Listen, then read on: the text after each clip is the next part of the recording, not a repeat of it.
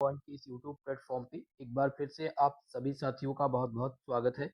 आज की ये वीडियो है बीएससी फोर्थ सेमेस्टर के स्टूडेंट के लिए, जिसमें दोस्तों आज हम केमिस्ट्री का ऑब्जेक्टिव मॉडल पेपर डिस्कस करेंगे और हमने एक प्रैक्टिस सेट स्टार्ट की है, जिसमें आज का हमारा यह प्रैक्टिस सेट नंबर फर्स्ट होगा, जिसमें आज हम सॉल्व करेंगे 100+ एमसीक्यू प्रश्न, जो आप सबके एग्जाम में बहुत ही हेल्पफुल रहेगा। दोस्तों आपको बता दें, ये मॉडल पेपर मैंने आपके एग्जाम पैटर्न के आधार पर बनाया है, क्योंकि इस बार लगभग इवेंट सेमेस्टर के जो एग्जाम्स होने हैं यानी ये अंतर्गत जो यूनिवर्सिटीज़ हैं, उसमें ओएमआर पाठ्यक्रम पर होना है। ऑब्जेक्टिव प्रकार के प्रश्न आप सब में पूछे जाएंगे, तो आप सबके लिए वीडियो मोस्ट इम्पॉर्टेंट होगी और आप सभी साथी अपने सभी दोस्तों के साथ वीडियो को शेयर कर दीजिएगा, क्योंकि सभी लोग क्लास को ज्वाइन कर पाएँ। और प्रैक्टिस सेट नंबर हमारा ये पहला आज स्टार्ट हो रहा है, जिसमें हमने बता दिया है आपको कि 100 क्वेश्चन आपको कराएंगे। ये आपका एग्जाम पैटर्न पे है, आपके मॉडल पेपर के पैटर्न पर मैंने तैयार किया है। फोर्थ सेमेस्टर में जो आप सब केमिस्ट्री पढ़ रहे हैं, उसका पेपर टाइटल है quantum mechanics and analytical techniques. इसके आधार पर एनईपी के जितनी भी यूनिवर्सिटीज़ है, सब में सेम पाठ्यक्रम है, चाहे आप डीडीयू यूनिवर्सिटी से हो या आप गोरखपुर विश्वविद्यालय से हो या आपका डॉक्टर राम मनोहर लोहिया अवध यूनिवर्सिटी हो या आप राजा महेंद्र प्रताप अलीगढ़ विश्वविद्यालय के स्टूडेंट हो, सिद्धार्थ यूनिवर्सिटी से हो, माँ पाटेश्वरी विश्वविद्यालय से हो, एमएसडीयू महाराजा सुहेलदेव आजमगढ़ विश्वविद्यालय, बुंदेलखंड झांसी और माँ शाकुंभरी विश्वविद्यालय, एमजेपीआरयू बरेली विश्वविद्यालय, इन सब में एमसीक्यू पैटर्न पर एग्जाम होना है, तो सब के लिए हमारी ये क्लास इंपॉर्टेंट है। चलिए स्टार्ट करते हैं आज की इस क्लास को और सॉल्व करते हैं इस मॉडल पेपर को।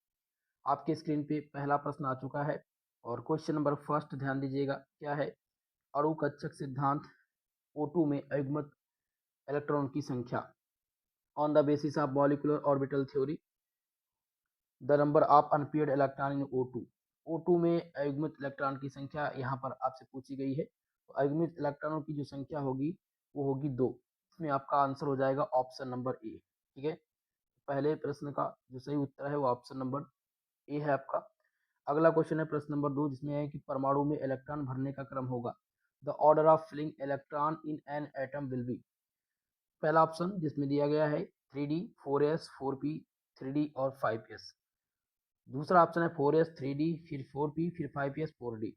तो दोस्तों आपको याद रखना है कि इलेक्ट्रॉन के भरने का जो क्रम है वो कहाँ से स्टार्ट होता है, जब 4s, 3D, 4p, 5s and 4D, क्योंकि जब आप इलेक्ट्रॉनिक विन्यास करते हैं तो 1s1, 1s1, 1s2, 2p6, 3s में आता है, फिर 3p में आता है, फिर 4s में आता है, तब फिर 3d में जाता है। ठीक है, पहले 3d 10 नहीं होगा, 3d में नहीं जाएगा, पहले 4s आएगा, फिर 3d आएगा। ठीक है, तो इसी प्रकार से इस क्रम का जो सही हो जाएगा ऑप्शन नंबर बी। यही इलेक्ट्रॉन भरने का सही क्रम है, इसलिए आंसर लगाएंगे ऑप्शन नंबर बी पर राइट उत्तर।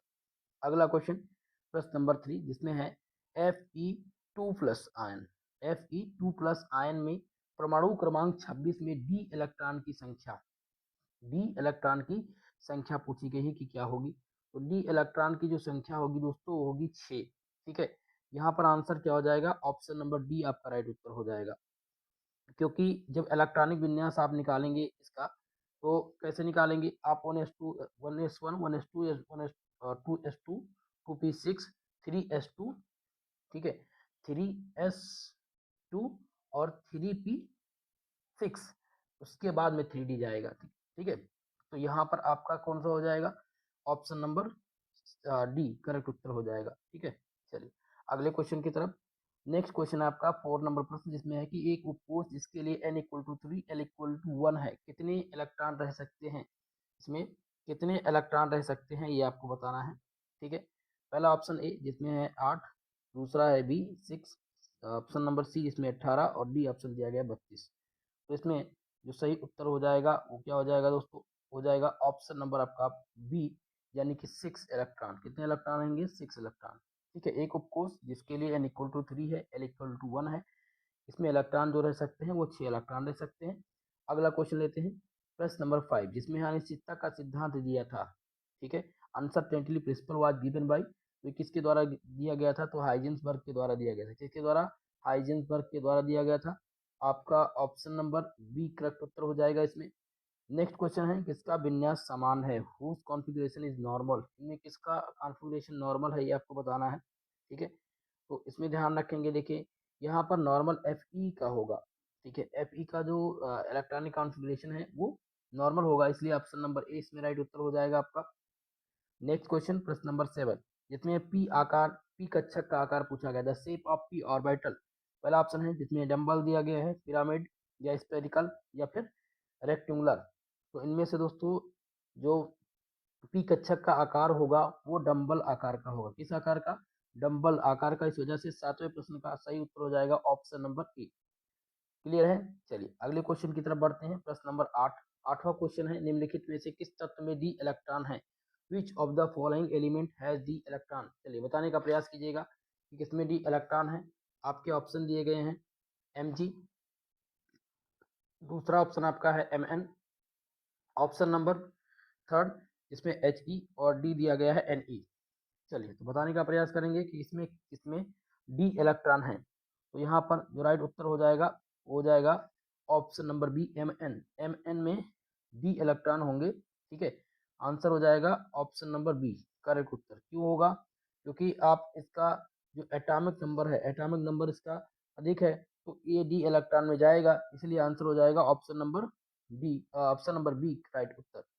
अगला क्वेश्चन प्रश्न नंबर 9, जिसमें दिया गया जब L इक्वल टू 2 हो तब कक्षक होगा। When L equal to 2 then orbital is. तो जब L इक्वल टू 2 होगा तो कक्षक जो होगा वो क्या होगा? वो डी कक्षक होगा। ठीक है, किस प्रकार का कक्षक होगा? डी कक्षक होगा। इस वजह से ऑप्शन सी इसमें राइट उत्तर होगा। अगला क्वेश्चन है प्रश्न नंबर 10, जिसमें है कि किसी कोष में कक्षकों की संपूर्ण संख्या संभव है। The total number of orbital possible in shell is. पहला ऑप्शन ए जिसमें n है, बी है n2, सी दिया गया 2n2 और 3n2। तो इसमें सही उत्तर क्या हो जाएगा? Option number B n2। किसी कोष में कक्षकों की संपूर्ण संख्या जो संभव है वो n2 में है, इसलिए ऑप्शन नंबर बी इस क्वेश्चन का राइट उत्तर हो जाएगा। अगला क्वेश्चन है, चलिए प्रश्न नंबर 11 नंबर क्वेश्चन, जिसमें प्रश्न पूछा गया है कि आर्सेनिक परमाणुओं के संयोजकता कक्ष का आधारभूत अवस्था में इलेक्ट्रॉनिक विन्यास निम्नलिखित में से व्यक्त कर सकता है। The ground state electronic configuration the valence shell of arsenic atom can be expressed as. Arsenic का कॉन्फ़िगरेशन कितना है? 4s2 4p3 है। ठीक है, तो इसमें एग्जिटिंग स्टेट क्या होगा? तो इसमें इसका जो एग्जिटिंग स्टेट होगा वो हो जाएगा option number B correct spin distribution, यही इसका करेक्ट उत्तर हो जाएगा। ठीक है, चलिए अगला क्वेश्चन। नेक्स्ट क्वेश्चन है प्रश्न नंबर 12 नंबर क्वेश्चन, जिसमें पूछा गया है कि हैमिल्टोनियन ऑपरेटर इनमें से कौन सा है? पहला ऑप्शन है संवेग का यानी मोमेंटम, बी है एनर्जी, सी है आपका डेंसिटी और डी ऑप्शन दिया गया है पानी का घनत्व। तो राइट उत्तर क्या हो जाएगा दोस्तों? ध्यान रखेंगे, इसमें सही उत्तर हो जाएगा 12वें प्रश्न का जो सही उत्तर है वो हो जाएगा ऑप्शन नंबर बी, यानी कि ऊर्जा का। हैमिल्टोनियन ऑपरेटर किसका है? एनर्जी, ऊर्जा का है, ऑफ एनर्जी का। Okay, option number B correct उत्तर है। इंपॉर्टेंट क्वेश्चन है, बार बार रिपीट हो चुका है अभी तक, तो इस क्वेश्चन को ध्यान रखेंगे। चलिए अगला क्वेश्चन है, नेक्स्ट क्वेश्चन प्रश्न नंबर 13, जो कि मोस्ट इंपॉर्टेंट है और बार बार पूछा जाता है। संयोजकता बंध सिद्धांत किसके द्वारा अग्रेसित किया गया था? Valence bond theory was advanced by, किसके द्वारा दिया गया था दोस्तों? ये दिया गया था हिटलर और लंदन के द्वारा। किसके द्वारा? हिटलर और लंदन के द्वारा ये थ्योरी दी गई थी, इसलिए आंसर हो जाएगा ऑप्शन नंबर ए इस क्वेश्चन में राइट आंसर। क्लियर है? चलिए आगे क्वेश्चन की तरफ बढ़ते हैं, नेक्स्ट क्वेश्चन की तरफ। ओके, और आपका अगला क्वेश्चन क्या है? प्रश्न नंबर 14 आपकी स्क्रीन पे आ चुका है, जिसमें पूछा गया कि प्रकाश विद्युत प्रभाव में उत्सर्जित फोटो इलेक्ट्रॉन की संख्या की समानुपाती होती है। In photoelectric effect the number of emitted photoelectrons is proportional to. पहला ऑप्शन है जिसमें है आपतित किरण की आवृत्ति यानी कि फ्रीक्वेंसी ऑफ इंसिडेंट रेज, या बी है आपतित किरण की तीव्रता इंसिडेंट रेट, या सी है आपतित किरण के वेग यानी वेलोसिटी ऑफ इंसिडेंट रेज, और डी है फोटो कैथोड का कार्यफलन work function of photocathode. तो राइट उत्तर इसमें से क्या हो जाएगा? 14 नंबर क्वेश्चन में जो सही उत्तर हो जाएगा ऑप्शन नंबर बी। क्या हो जाएगा? Intensity of incident raise. ठीक है, प्रकाश विद्युत प्रभाव में उत्सर्जित फोटो इलेक्ट्रॉन की संख्या की समानुपाती जो होती है वो आपतित किरण की तीव्रता होती है। ऑप्शन नंबर 20 क्वेश्चन में राइट उत्तर आप लगा देंगे। अगला क्वेश्चन लेते हैं प्रश्न नंबर 15 नंबर प्रश्न ध्यान दीजिएगा, इसमें है कि कंपटन विस्थापन जिसको हम किससे डेल लैम्डा, डेल लैम्डा से इसको डिनोट करते हैं, ठीक है। तो कंपटन विस्थापन का मान न्यूनतम होगा जब प्रकीर्णन कोण का मान होगा। The value of Compton shift delta lambda will be minimum when the scattering angle is, तो जब इसका स्केटिंग एंगल कितना होगा, इसका स्केटिंग एंगल 0 डिग्री होगा, ठीक है। कंपटन विस्थापन का मान न्यूनतम जब कब होगा, जब प्राकीरण का कोण 0 डिग्री होगा। ऑप्शन नंबर ए इस प्रश्न का राइट उत्तर हो जाएगा। अगला क्वेश्चन है प्रश्न नंबर 16, जिसमें है कि चलती मोटर में कौन से गुण होते हैं। जो मोटर चलती है उसमें कौन से गुण होते हैं पूछा गया है। What property does a moving motor particle possesses. पहला ऑप्शन ए तरंग के, बी है कण के, सी है ए और बी दोनों। तो इसमें आपका जो राइट उत्तर हो जाएगा दोस्तों वो क्या हो जाएगा, जल्दी से बताने का प्रयास कीजिएगा आप सभी लोग। तो इसमें राइट उत्तर आपका हो जाएगा option number C, A and B दोनों। चलती मोटर में जो गुण होते हैं वो तरंग के भी, ए वेव और ए पार्टिकल दोनों के होते हैं, इसलिए आंसर हो जाएगा ऑप्शन नंबर सी राइट उत्तर। अगला क्वेश्चन प्रश्न नंबर 17, 17 नंबर क्वेश्चन है कि तापमान में वृद्धि के साथ ठोस की ऊष्माधारिता है। तापमान में वृद्धि के साथ ठोस की ऊष्माधारिता कितनी होगी। With the increases in temperature the heat capacity of solid क्या होगी, बढ़ती है, इंक्रीजिंग, घटती है, स्थिर रहती है, इनमें से कोई नहीं। तो इस क्वेश्चन में जो राइट उत्तर हो जाएगा वो हो जाएगा आपका ऑप्शन नंबर आ, यानी कि ऑप्शन नंबर ए बढ़ती है। तापमान में वृद्धि के साथ ठोसों की जो ऊष्माधारिता है वो इंक्रीज करती है। ऑप्शन नंबर ए इस क्वेश्चन का राइट उत्तर हो जाएगा। 17 नंबर में कौन सा सही है, ऑप्शन नंबर ए। चलिए, आप सभी से दोस्तों निवेदन करना चाहेंगे, सभी लोग वीडियो को लाइक शेयर कर दीजिए, जितने भी छात्र हमारे साथ जुड़ चुके हैं और जो भी हमारे चैनल पर नए हैं तो चैनल को सपोर्ट कीजिएगा, सब्सक्राइब जरूर कर लीजिएगा। 18 नंबर क्वेश्चन है, इलेक्ट्रॉन में बंद तरंगे हैं। The wave associated with electrons are. पहला है प्लाज्मा तरंगे, बी यूवी तरंगे, सी है गामा तरंगे और डी दिया गया है पदार्थ तरंगे यानी मेटर वेव। तो दो इसमें क्वेश्चन था, the waves associated with electrons are. Option में था प्लाज्मा वेव, बी है यूवी वेव, गामा वेव और मेटर वेव। तो इसका जो सही आंसर हो जाएगा वो हो जाएगा ऑप्शन नंबर डी, पदार्थ वेव यानी कि मेटर वेव। इलेक्ट्रॉन में जो वन तरंगे हैं वो पदार्थ वेग हैं यानी मेटर वेव है। ऑप्शन नंबर बी इस प्रश्न का सही उत्तर हो जाएगा। अगला क्वेश्चन लेते हैं प्रश्न नंबर 19, 19 नंबर क्वेश्चन है, प्लांक नियतांक का मान, the unit of Planck constant is. Planck constant का मान कितना होगा। बहुत ही इंपॉर्टेंट क्वेश्चन है और बार बार ये पूछा जाता रहता है दोस्तों। प्लांक कांस्टेंट का मान क्या होगा, तो इसका जो मान होगा वो होगा जूल सेकेंड। जूल सेकेंड आप इसका मान होगा। प्लांक नियतांक का मान क्या है, जूल सेकेंड है। ऑप्शन नंबर डी इस क्वेश्चन का सही उत्तर होगा। बहुत ही इंपॉर्टेंट क्वेश्चन है ये दोस्तों, ये डीडी यूनिवर्सिटी, राजा महेंद्र प्रताप यूनिवर्सिटी में बार बार रिपीट हो चुका है। ओके, तो आप सब में भी आने की संभावना है। 20 नंबर क्वेश्चन ध्यान दीजिएगा, क्या है, कंपटन प्रभाव में एक्स किरणों के प्रोटॉन और तत्वों के इलेक्ट्रॉन में टक्कर होती है। In Compton effect the collision number X ray proton and electron of emitter is.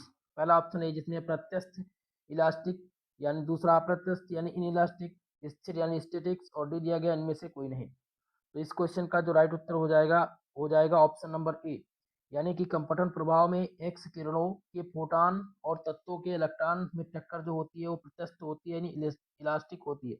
Option number ए इस प्रश्न का राइट उत्तर होगा। अगला क्वेश्चन है प्रश्न नंबर 23। इसमें थोड़ा सा दोस्तों प्रश्न में प्रश्न के नंबरिंग में थोड़ा सा मिस प्रिंटिंग है। एक आध दो प्रश्न इसमें मिस कर दिए गए हैं यानी कि उनका क्रम अलग हो गया है, तो उनको मैं छोड़ दे रहा हूँ, ठीक है। तो जैसे कि 23 नंबर क्वेश्चन की बात करते हैं। प्रश्न नंबर 23 है, एक विमीय बॉक्स में गतिशील कण के तरंग फलन के लिए n=2 कक्षा में कितने नोड होंगे। बहुत ही इंपॉर्टेंट क्वेश्चन है, ये बार बार रिपीट होता रहता है क्वेश्चन, जिसमें क्या पूछा गया है, for the wave function of a particle moving in a one dimensional box how many node will be there in n2 state. तो n2 स्टेट में कितने नोड होंगे, तो नोड की जो संख्या होगी वो कितनी होगी, वो एक होगी। ऑप्शन नंबर ए इस प्रश्न का राइट उत्तर हो जाएगा, ठीक है। जब बात हो कि एक विमीय बॉक्स में गतिशील कण के तरंग फलन के लिए n=2 कक्षा में कितने नोड होंगे, तो एक नोड होंगी। क्लियर है। चलिए आगे बढ़ते हैं प्रश्न नंबर 24 की तरफ। 24 नंबर क्वेश्चन जिसमें दिया गया है, क्वेश्चन की श्रोडिंगर तरंग समीकरण प्रयुक्त होता है, श्रोडिंगर वेव इक्वेशन यूज्ड। पहला ऑप्शन ए जिसमें परमाणु के विघटन में यानी इन इंटीग्रेशन ऑफ एटम, यह भी दिया गया है तरंग फलन के पूरक के रूप में एक complement of wave function. C option है पदार्थ तरंगों के व्यवहार जानने में, to know behaviour of matter wave. Option number D है ऑल ऑफ एबव। तो इसमें जो सही उत्तर हो जाएगा इस क्वेश्चन का हो जाएगा ऑप्शन नंबर सी।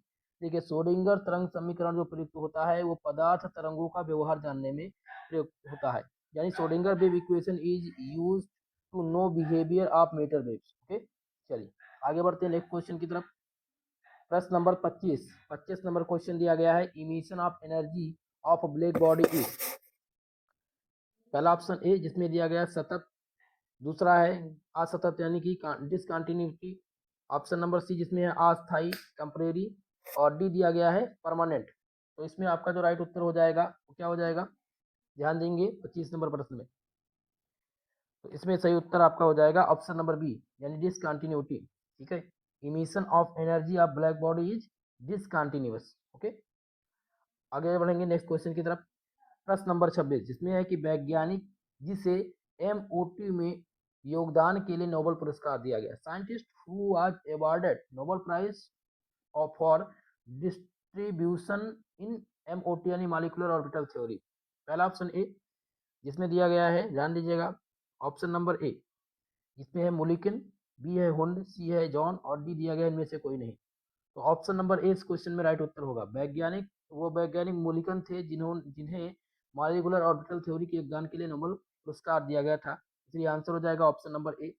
अगला क्वेश्चन लेते हैं, प्रश्न नंबर 27, ध्यान दीजिएगा 27 नंबर क्वेश्चन, इसमें दो पी ऑर्बिटल के अतिव्यापन से किस प्रकार का बंध बनता है जो एक दूसरे से लंबवत होता है। What type bond is formed by overlapping of two pi orbital which are perpendicular to each other। पहला ऑप्शन है सिग्मा दिया गया है, दूसरे में है बंध पाई बंध, सिग्मा बंध, पाई बंध, डेल्टा, या फिर उपयुक्त सभी। तो सही उत्तर हो जाएगा इसका ऑप्शन नंबर बी, क्या हो जाएगा, पाई बॉन्ड। ओके, 27 नंबर में ऑप्शन नंबर बी सही है। दो पी ऑर्बिटल के ओवरलैपिंग से जो बंध बनता है जो एक दूसरे के लंबवत होता है वो पाई बॉन्ड होता है। क्लियर है, तो ऑप्शन नंबर 20 में सही उत्तर है। अगला क्वेश्चन प्रश्न नंबर 28 जिसमें है एस एस ऑर्बिटल के अतिव्यापन से किस प्रकार का बंध बनता है।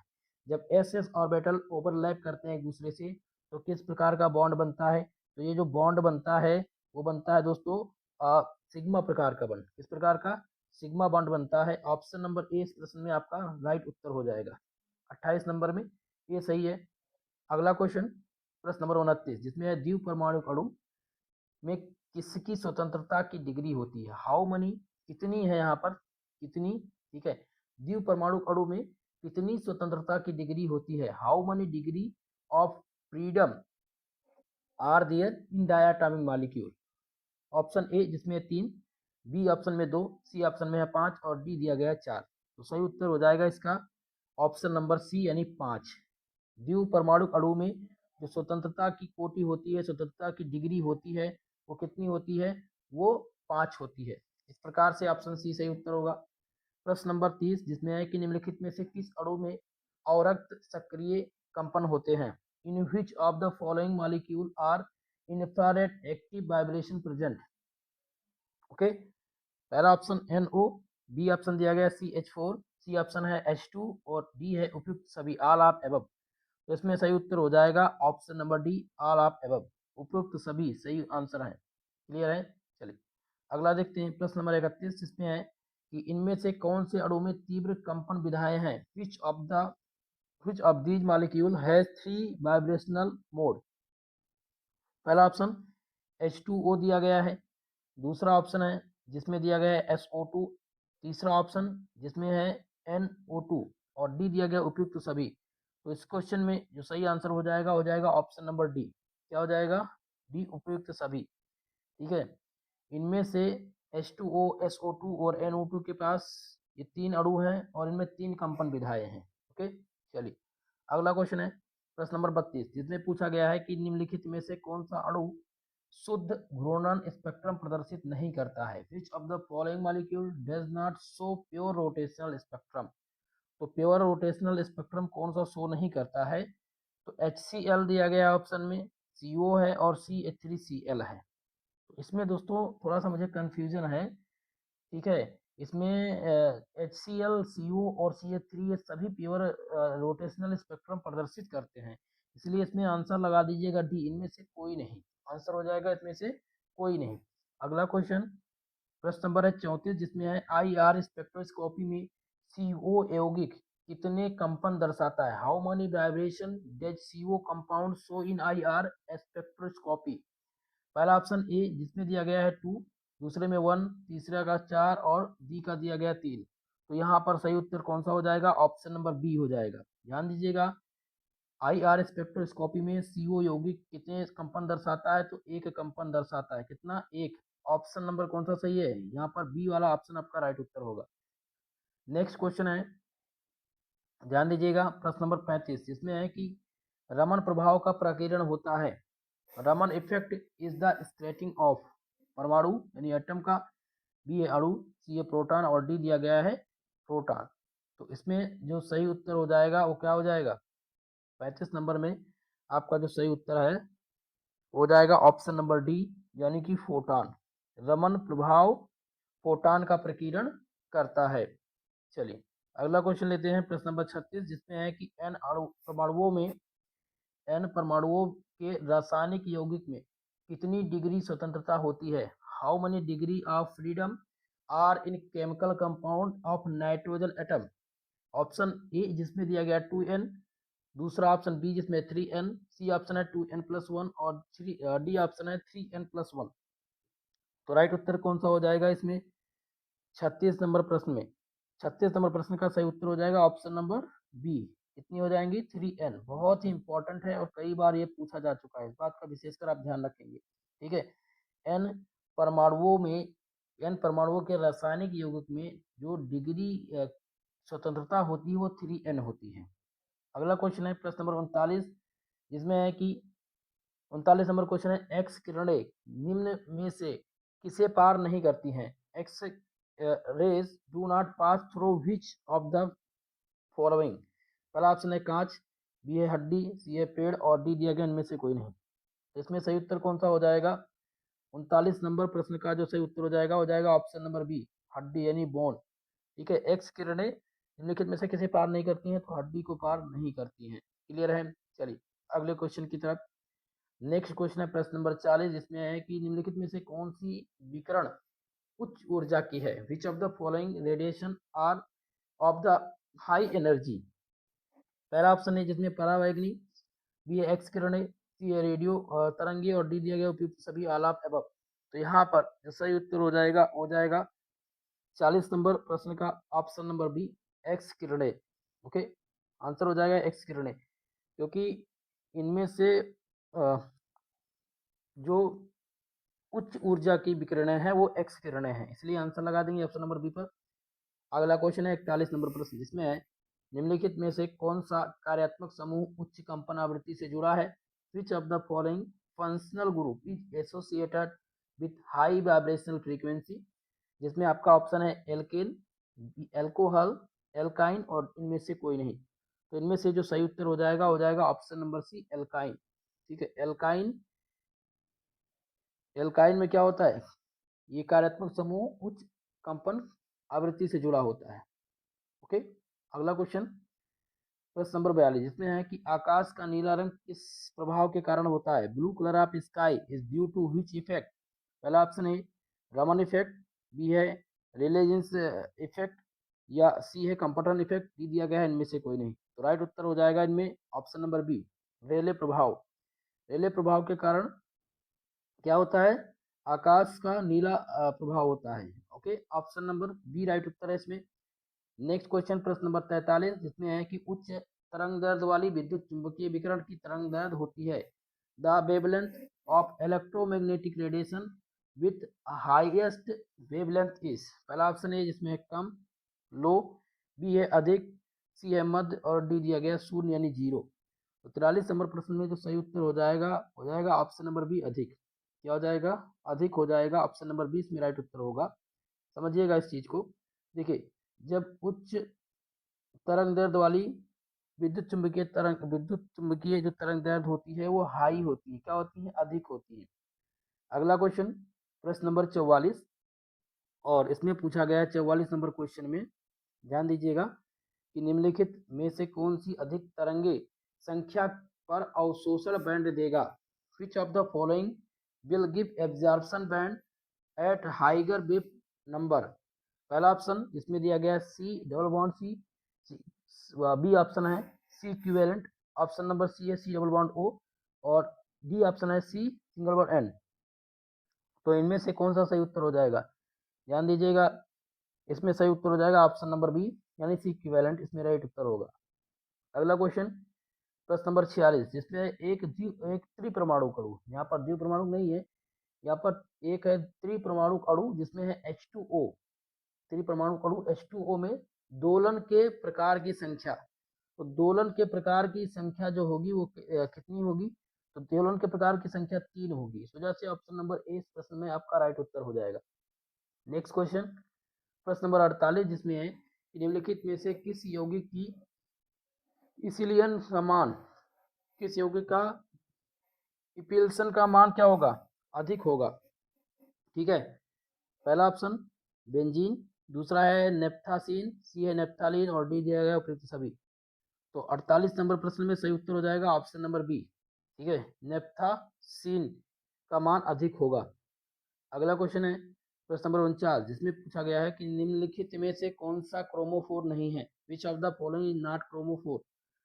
तो इनमें से क्रोमोफोर पूछा गया है, जो कि बहुत ही इंपॉर्टेंट है। ठीक है, क्रोमोफोर कौन सा इसमें नहीं है, तो NH2 ये क्रोमोफोर नहीं है, NH2 क्रोमोफोर नहीं है, ऑप्शन नंबर डी इसमें राइट उत्तर होगा। अगला क्वेश्चन है प्रश्न नंबर 53, जिसमें पूछा गया है कि निम्नलिखित में से किस यौगिक का लैम्डा मैक्स का मान अधिक होगा। विच of the following compound has maximum lambda max value. पहला ऑप्शन है जिसमें एथिलीन, दूसरा है 135 हेक्सा टेट्राइन, 3 ऑप्शन है ऑप्शन नंबर सी जिसमें 1 3 ब्यूटाडाइन, और डी है उपयुक्त सभी। तो 53 नंबर प्रश्न में ऑप्शन नंबर बी सही है आपका, 1 3 हेक्सा टेट्राइन, इसका मान सबसे अधिक होगा, इसमें लैम्डा मैक्स का मान अधिक है। अगला क्वेश्चन है 54 नंबर प्रश्न, जिसमें कार्बनिक यौगिक के रंग का कारण क्या है। What is the cause of colour in organic compound. Chromophore, auxochrome, या रिजोनेंस, या इनमें से कोई नहीं। तो राइट उत्तर हो जाएगा इसमें क्रोमोफोर। क्रोमोफोर के कारण कार्बनिक यौगिक का रंग का कारण है। Okay, option number A right उत्तर हो जाएगा इसमें। नेक्स्ट क्वेश्चन है प्रश्न नंबर 55, 55 नंबर क्वेश्चन, जिसमें है कि निम्नलिखित में से कौन सा समूह क्रोमोफोर नहीं है। इनमें से क्रोमोफोर बताना है कि कौन सा नहीं है। Which of the following group is not a chromophore. तो क्रोमोफोर इनमें से कौन सा नहीं है ये बताना है। तो ध्यान रखेंगे कि बी और सी दोनों समूह क्रोमोफोर नहीं है। तो बी आपका होगा NH2, ये क्रोमोफोर नहीं है, और COH ये दोनों नहीं है, बाकी NO2 ये क्रोमोफोर है। ये दोनों क्या है, NH2OH, ये दोनों ऑक्सोक्रोम है। क्लियर है, चलिए अगला क्वेश्चन है प्रश्न नंबर 56, जिसमें निम्नलिखित में से कौन सा क्रोमोफोर समूह नहीं है। फिर आपको बताना है इनमें से क्रोमोफोर समूह इनमें से कौन सा नहीं है। पहला ऑप्शन ए जिसमें है NO2, पहला ऑप्शन क्या दिया गया है NO2, दूसरा है NH2,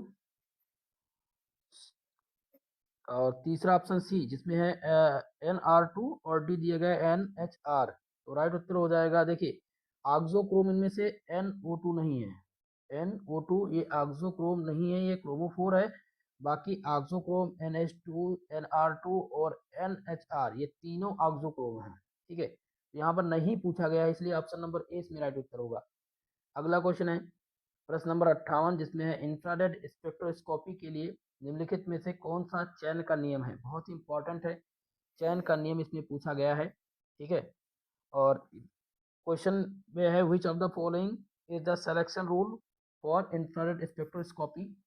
तो पहला ऑप्शन जिसमें del J equal to 0, del S equal to 0, del M equal to 0, या फिर डेल ई इक्वल टू 0। तो राइट उत्तर इनमें से कौन सा हो जाएगा, जल्दी से बताने का प्रयास कीजिएगा आप सभी लोग।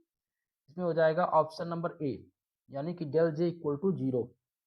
इसको ऐसे लिखा जाना था, लेकिन ये टाइपिंग मिस प्रिंटिंग है।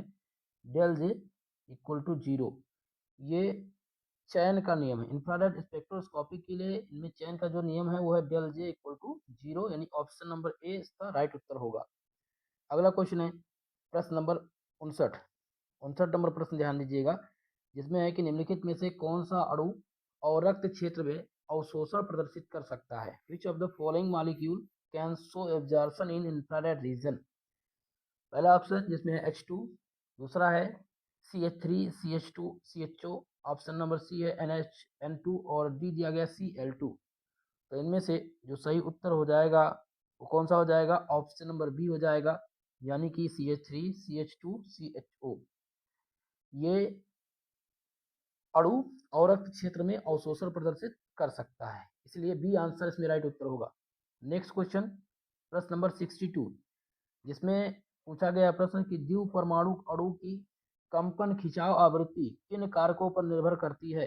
Vibrational, static frequency of diatomic molecule depend on the which factor. पहला ऑप्शन ए जिसमें बल स्थिरांक, बी है परमाणु संख्या, सी है ताप और डी दिया गया चुंबकीय क्षेत्र। ठीक है, तो इनमें से सही उत्तर कौन सा हो जाएगा। 62 नंबर प्रश्न में सही उत्तर हो जाएगा ऑप्शन नंबर आपका ए, ऑप्शन ए, यानी कि बल स्थिरांक, यानी फोर्स कांस्टेंट। ठीक है, तो द्विपरमाणु अणु की कंपन खिंचाव आवृत्ति किन कारकों पर निर्भर करती है, तो बल स्थिरांक पर निर्भर करती है, यानी फोर्स कांस्टेंट पर निर्भर करती है। अगला क्वेश्चन है प्रश्न नंबर 64, इसमें है कि निम्नलिखित में से कौन सा माइक्रोवेव तथा इंफ्रारेड दोनों के लिए सक्रिय है। Which of the following molecule is active both. इसके लिए माइक्रोवेव्स और इंफ्रारेड दोनों के लिए कौन सा सक्रिय है। तो ऑप्शन में दिया गया है ए H2, दूसरा HBr, सी है Br2 और सी ऑप्शन नंबर डी दिया गया है CS2। तो इसमें से जो सही उत्तर हो जाएगा ऑप्शन नंबर बी HBr।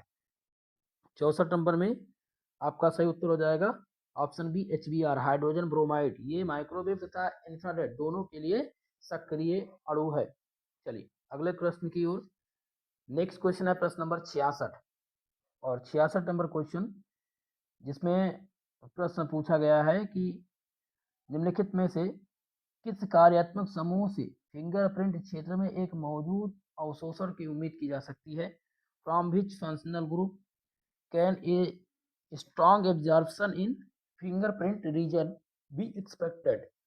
पहला ऑप्शन ए जिसमें दिया गया है एल्केन, यानी कि सी डबल बॉन्ड सी, सी आपका दिया गया है aldehyde C double bond O, option C है अमीनो अमीन यानी NH और डी है एल्कोहल OH। तो करेक्ट उत्तर इनमें से 66 नंबर क्वेश्चन में हो जाएगा ऑप्शन नंबर बी। देखिए ऑप्शन नंबर बी एल्डिहाइड यानी कि CHO, C double bond O, यही राइट उत्तर है। इनमें से किस कार्यात्मक समूह फिंगरप्रिंट क्षेत्र में मौजूद अवशोषण की उम्मीद की जा सकती है, तो एल्डिहाइड में एक मौजूद अवशोषण की गुंजाइश की जा सकती है। ठीक है, ऑप्शन नंबर बी करेक्ट उत्तर हो जाएगा। प्रश्न नंबर 68, इसमें पूछा गया क्वेश्चन कि एथेनॉल के PMR स्पेक्ट्रम सिग्नलों की संख्या कितनी होगी। Number of PMR spectrum single of ethanol is. तो इसमें कितनी सिंगल गुंजाइश है, कितने सिंगल इसमें आ सकते हैं एथेन में, तो इसमें सिग्नलों की संख्या होगी 3। बहुत ही इंपॉर्टेंट है, बार बार रिपीट हुआ है। ठीक है, इस क्वेश्चन को ध्यान रखेंगे कि एथेन में PMR स्पेक्ट्रम सिग्नलों की संख्या कितनी है, तो 3 है। चलिए नेक्स्ट क्वेश्चन की तरफ। प्रश्न नंबर आपका है 69, 69 नंबर क्वेश्चन, जिसमें है कि CH3 CH2OH के PMR स्पेक्ट्रम में मेथिल समूह के सिग्नल प्राप्त होते हैं। तो मेथिल समूह के जो सिग्नल प्राप्त होते हैं कितने होते हैं, ट्रिपलेट, सिंगलेट, डबलेट या फिर क्वार्टेट। तो करेक्ट उत्तर क्या हो जाएगा 69 नंबर में, ऑप्शन नंबर ए सही हो जाएगा, ट्रिपलेट।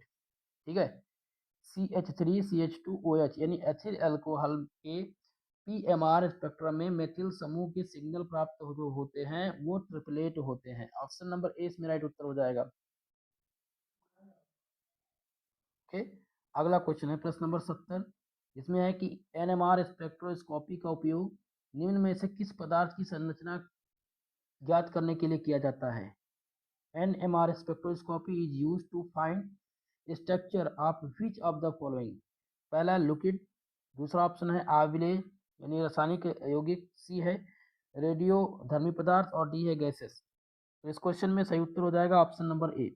एनएमआर स्पेक्ट्रोस्कोपी का उपयोग निम्नलिखित में से किस पदार्थ की संरचना को ज्ञात करने के लिए किया जाता है? तो लिक्विड यानी द्रवित पदार्थ की संरचना को ज्ञात करने के लिए किया जाता है। इसलिए आंसर हो जाएगा ऑप्शन नंबर ए।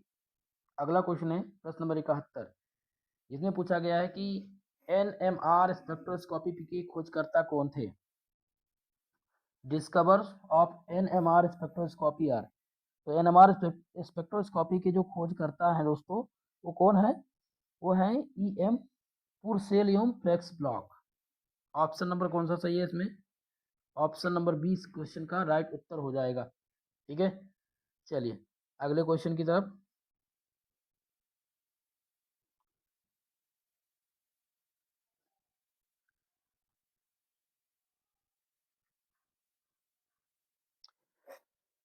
आपका ऑप्शन इसमें हो जाएगा कौन सा? Option number B. ठीक कर दे रहे हैं। चलिए आगे बढ़ते हैं नेक्स्ट क्वेश्चन की तरफ।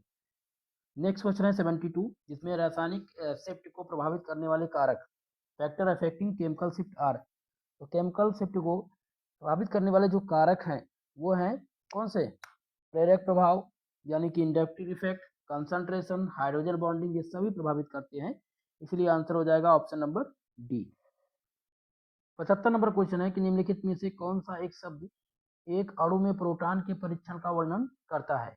विच of the following term describe the environment of proton in A molecule? पहला ऑप्शन ए जिसमें है अपफील्ड, दूसरा है डाउनफील्ड, सी ऑप्शन है सील्डेड और डी दिया गया डी सील्डेड। तो इनमें से राइट उत्तर हो जाएगा आपका सील्डेड। ठीक है, यानी कि सील्डेड शब्द एक अणु में प्रोटॉन के परीक्षण का वर्णन करता है। अगला क्वेश्चन है प्रश्न नंबर 77, जो कि मोस्ट इंपॉर्टेंट है। 77 नंबर क्वेश्चन जिसमें है वुडवर्ड तथा फिशर नियम के मूल यौगिक माना गया है। Base compound in Woodward Fisher rule is considered as. पहला ऑप्शन एसीटोन, दूसरा है ब्यूटेन, ऑप्शन सी है एसिटिलीन और डी दिया गया ब्यूटाडाइन। इनमें से जो राइट उत्तर हो जाएगा कौन सा? ऑप्शन नंबर आपका इसमें 77 में आपका ऑप्शन नंबर द यानी ब्यूटाडाइन करेक्ट उत्तर इसमें से हो जाएगा। क्लियर है? चलिए, तो ओडवर तथा फिशर नियम के मूल यौगिक जो माने गए हैं वो ब्यूटाडाइन माने गए हैं। अगला क्वेश्चन है प्रश्न नंबर 78, जिसमें यूवी स्पेक्ट्रोस्कोपी आधारित है। UV spectroscopy is based on, किस पर बेस्ड है? नाभिक पर, इलेक्ट्रॉन के संक्रमण पर, कंपन पर, या इनमें से कोई नहीं। तो दोस्तों याद रखेंगे कि यूवी स्पेक्ट्रोस्कोपी जो आधारित है ये किस पर आधारित है? ये इलेक्ट्रॉनों के संक्रमण पर, on the basis of electronic transition पर ये आधारित है। इसलिए आंसर नंबर 20 क्वेश्चन में राइट उत्तर आपका हो जाएगा। ठीक है, चलिए अगला क्वेश्चन प्रश्न नंबर 79, जिसमें है कि एनएमआर स्पेक्ट्रोस्कोपी का अध्ययन किया जाता है। NMR spectroscopy studies in. तो पहला ऑप्शन है जिस क्षेत्र में, आईआर क्षेत्र में, या फिर रेडियो तरंग क्षेत्र यानी रेडियो वेव रीजन में, या फिर सभी। तो उनमें से सही उत्तर हो जाएगा 79 नंबर प्रश्न का ऑप्शन नंबर सी, यानी कि रेडियो तरंग क्षेत्र में, रेडियो वेव रीजन में एनएमआर स्पेक्ट्रोस्कोपी का अध्ययन किया जाता है। अगला क्वेश्चन प्रश्न नंबर 81, जिसपे है कि एनएमआर में संदर्भ यौगिक का नाम, name of reference compound in NMR is. पहला ऑप्शन है बेंजीन, बी है अल्कोहल, सी है टीएमएस और डी है एस्टिक अम्ल। तो इनमें से 81 नंबर प्रश्न का जो उत्तर हो जाएगा ऑप्शन नंबर सी टीएमएस, यानी कि tetra methyl silane. Okay, option number C इसमें राइट उत्तर हो जाएगा। इस क्वेश्चन में राइट उत्तर है सी। अगला है प्रश्न नंबर 83, जिसमें सील्डिंग एवं डी सील्डिंग संयुग्मित है। ये पूछा गया shielding and deshielding are associated with, electron के घूमने से है, या फिर प्रोटॉन के चक्रण से, न्यूट्रॉन के चक्रण से, या फिर इनमें से कोई नहीं। तो इस प्रश्न का जो सही उत्तर हो जाएगा ऑप्शन नंबर ए, इलेक्ट्रॉन के घूमने से, rotation of electron. Shielding and D shielding संयुग्मित है इलेक्ट्रॉन के घूमने से। अगला क्वेश्चन है प्रश्न नंबर 84, और इसमें पूछा गया है कि निम्नलिखित में से किस यौगिक में 3 विभिन्न प्रकार के हाइड्रोजन परमाणु उपस्थित हैं? In which of the following compound are the three different types of hydrogen atoms present? पहला ऑप्शन ए जिसमें है BrCH2, बी ऑप्शन है CH3CH2, CH3NO2, ऑप्शन सी है C6H5CH3 और डी दिया गया इनमें से कोई नहीं। तो 84 नंबर क्वेश्चन का जो राइट उत्तर हो जाएगा option number B. Option number 20 में राइट उत्तर है। ठीक है, इसमें विभिन्न प्रकार के 3 प्रकार के हाइड्रोजन परमाणु उपस्थित हैं, तो वो है ऑप्शन नंबर बी। ओके, चलिए अगला क्वेश्चन है प्रश्न नंबर 85 और 85 नंबर क्वेश्चन में है निम्नलिखित में से कौन सा मैकालाप्टी पुनर्व्यवस्था एक विशिष्ट उत्पाद है? पहला ऑप्शन है शराब, कीटोन, एथेन, या इनमें से कोई नहीं। तो इनमें सही उत्तर हो जाएगा आपका ऑप्शन नंबर बी, कीटोन। ठीक है, चलिए एग्जैक्ट आंसर है आंसर बी, यानी कि कीटोन में से कीटोन जो है ये मैकालाप्टी पुनर्व्यवस्था का एक विशिष्ट उत्पाद माना जाता है। अगला क्वेश्चन है प्रश्न नंबर 86 और इसमें पूछा गया है कि निम्नलिखित में से कौन सा यौगिक पुनर्व्यवस्था से गुजरने की सबसे अधिक संभावना है? Which of the following compound is most likely to undergo rearrangement? पहला ऑप्शन है जिसमें है ब्यूटेनोन, बी ऑप्शन है 1 हेक्सेनोन, सी है 2 पेंटेनोन और डी दिया गया मिथाइल 2 ब्यूटेन।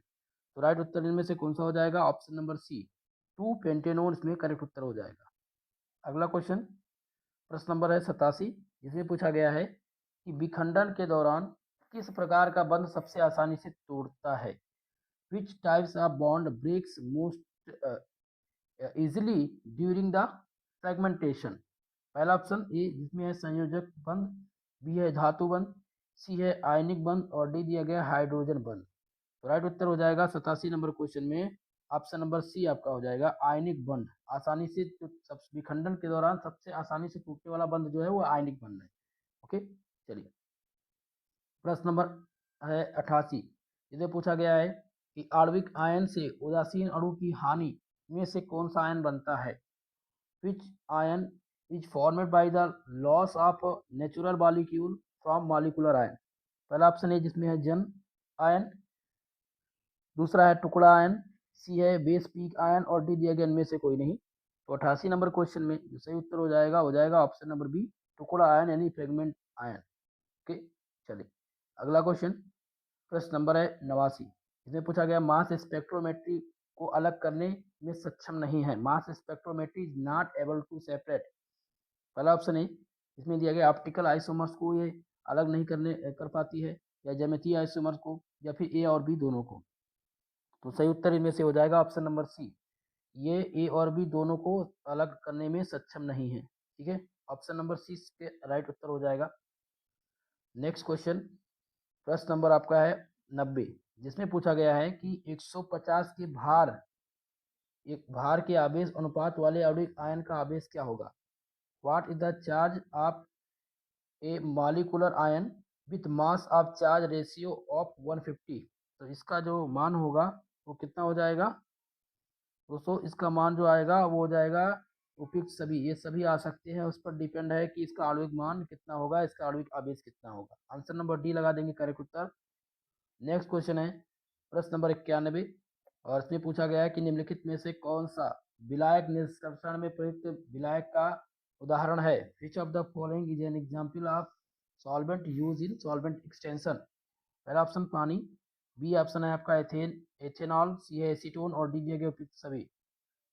तो इनमें से जो सही उत्तर हो जाएगा ऑप्शन नंबर डी, उपयुक्त सभी। ये सभी विलायक निष्कर्षण में प्रयुक्त विलायक के उदाहरण हैं। ओके, चलिए अगला क्वेश्चन है प्रश्न नंबर 92, जिसमें है कि विलायक निष्कर्षण दो द्रवों के सापेक्ष पर आधारित होता है। Solvent extension is based on relief of two liquids. पहला ऑप्शन है जिसमें गंध, बी ऑप्शन है बनावट, सी है घुलनशीलता और डी दिया गया रंग यानी कलर। 92 नंबर प्रश्न में सही उत्तर आपका हो जाएगा ऑप्शन नंबर सी, यानी घुलनशीलता यानी सॉल्बिलिटी। विलायक निष्कर्षण दो द्रवों के सापेक्ष सॉल्बिलिटी पर आधारित है। अगला क्वेश्चन है प्रश्न नंबर 93, जिसपे पूछा गया है कि विलायक निष्कर्षण का दूसरा नाम क्या है? Another name of solvent extension is ठोस ठोस निष्कर्षण, द्रव द्रव निष्कर्षण, ठोस द्रव निष्कर्षण और इनमें से कोई नहीं। तो इसमें से सही उत्तर कौन सा हो जाएगा? 93 नंबर प्रश्न में सही उत्तर हो जाएगा ऑप्शन नंबर बी, द्रव द्रव निष्कर्षण। विलायक निष्कर्षण का दूसरा नाम क्या है? द्रव द्रव निष्कर्षण, लुपिट लुपिट एक्सटेंशन। राइट उत्तर हो जाएगा इसमें। नेक्स्ट क्वेश्चन, प्रश्न नंबर 94, और इसमें पूछा गया है कि विलायक निष्कर्षण प्रक्रिया में सामान्यतः प्रयुक्त विलायक निम्नलिखित में से कौन सा है? Which of the following solvent is commonly use in solvent intention is process? पहला ऑप्शन ए गोद, बी है चिपचिपा, सी है अकार्बनिक इनऑर्गेनिक, और डी दिया गया कार्बनिक यानी ऑर्गेनिक। तो 94 नंबर प्रश्न का जो सही उत्तर हो जाएगा ऑप्शन नंबर डी यानी कार्बनिक, ऑर्गेनिक। ओके, चलिए 95 नंबर क्वेश्चन, जिसमें प्रश्न है कि विपरीत प्रावस्था क्रोमेटोग्राफी में स्थिर प्रावस्था होती है। In reverse phase chromatography stationary phase is. तो इसकी स्टेशनरी फेज जो होती है वो कितनी होती है? तो स्टेशनरी फेज जो होती है वो अध्रुवीय होती है, नॉन पोलर होती है। क्या होती है? Non polar. ऑप्शन नंबर ए इस प्रश्न में राइट उत्तर आपका हो जाएगा। नेक्स्ट क्वेश्चन, प्रश्न नंबर 96, जिसमें है कि जिन घटकों का के मान कम होता है उनमें के लिए बंधुता कितनी होती है? कंपाउंड विथ द लो के वैल्यू हैव एफिनिटी फॉर गतिक प्रावस्था यानी मोबाइल फेज, या फिर स्थिर प्रावस्था स्टेशनरी फेज, या विलयन यानी सॉल्यूशन, या इनमें से कोई नहीं। तो 96 नंबर प्रश्न का सही उत्तर हो जाएगा आपका ऑप्शन नंबर ए, गतिक प्रावस्था यानी मोबाइल फेज। ठीक है, कंपाउंड विथ लो के value have affinity for mobile phase.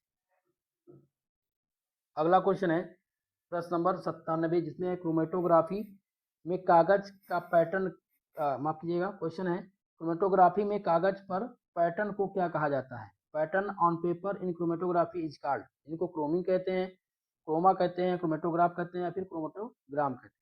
तो सही उत्तर हो जाएगा ऑप्शन नंबर आपका डी। 97 नंबर में ऑप्शन डी सही है, क्रोमेटोग्राम। यानी कि क्रोमेटोग्राफी में कागज पर पैटर्न को कहा जाता है क्रोमेटोग्राम कहा जाता है। क्लियर है?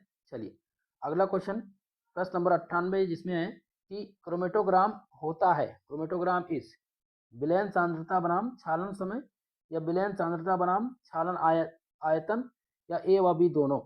तो सही उत्तर हो जाएगा ऑप्शन नंबर सी। क्रोमेटोग्राम में क्या होता है? विलयन सांद्रता बनाम क्षालन और विलयन सांद्रता बनाम क्षालन आयतन, ये दोनों होता है, समय और आयतन दोनों होता है, इसलिए आंसर हो जाएगा ऑप्शन नंबर सी इसमें राइट उत्तर।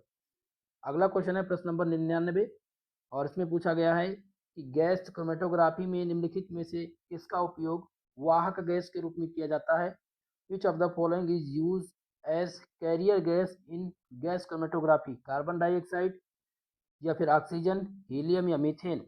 तो इनमें से जो सही उत्तर हो जाएगा हीलियम। सही उत्तर हो जाएगा ऑप्शन नंबर सी। ठीक है, गैस क्रोमेटोग्राफी में हम जिसका उपयोग करते हैं वाहक गैस के रूप में वो हीलियम है।